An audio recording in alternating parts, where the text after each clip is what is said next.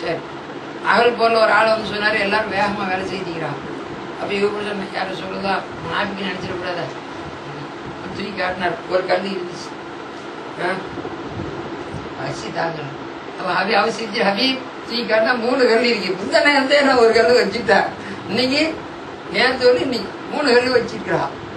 எப்படி 3 கல் அடி வைத்து கல் 3ஐ கட்டி உட்கார்ந்துட்டான். என்ன கவனிச்சா?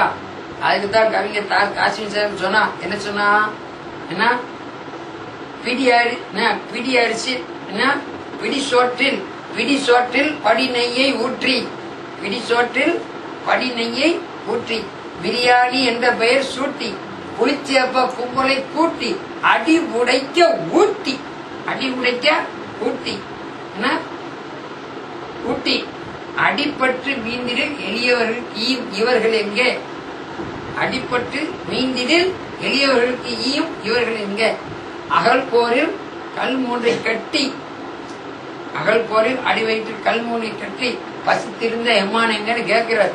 பிடிச்சோறு கொடுக்கான்னு சோறு, அதுல ஒரு படி நெய்ய ஊத்தணும், அப்பதான் மெதுவா இருக்கும் சாப்பிட்டா. அதுக்கு பொருள் வச்சு கூப்பிடுறாங்க யாரு, புளிச்சி அப்பா கும்பல். அவன் வந்து நீ ஏன்டா கூப்பிட, தலையை காட்டிட்டு பொறுத்தான் வந்திப்பான்.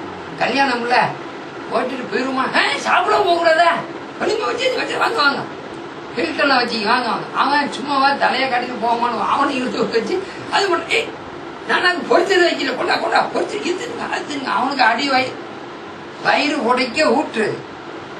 கடைசியில சட்டியில இந்த அடியில பிடிக்காட்டணும், இலைக்கு அதுவும் கிடைக்கும், அதை வரைச்சு போட்டுரும். அடே போட்டுறாதடா, அசிங்கமா போயிடும். அடிப்பட்டு அடியில பிடிச்சிருந்ததான் எழுதுவான். இப்படிப்பட்ட இவனு எங்க அடி வயிற்றில் கல் 3ஐ கட்டி அகல் மோட்டில் பாய்ச்சிதான் எம்மானுங்கன்னு கேட்கிறா. விளைஞ்சா அந்த அளவு பசித்துணுவான்.